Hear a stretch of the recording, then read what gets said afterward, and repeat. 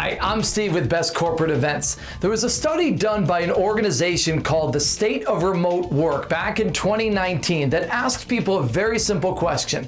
Would you like to work at home for some or all of your time? And interestingly enough, 99% of the people said yes, at least for some of the time. That would be fantastic. Why? Less interruptions, more time to get things done. The reality has been a little bit mixed. In fact, 65% of those same respondents have found that in our current work environment, they're not as productive as they thought or they would like to be.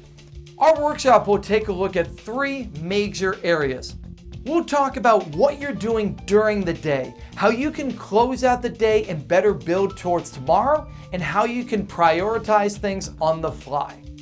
Second of all, we'll talk about things you can do with the rest of your team that's also working from home, how you can keep the relationships going, and what are some things that you can work more efficiently with each other. Finally, we'll take a look at some stress management techniques and how you can keep better separation between your work life and your personal life. We keep things nice and interactive. This is not going to be one of those programs where we are just lecturing at you. We will involve you in breakout rooms, chats, polls to make sure that the content that we are delivering for you is customized and is engaging to your audience.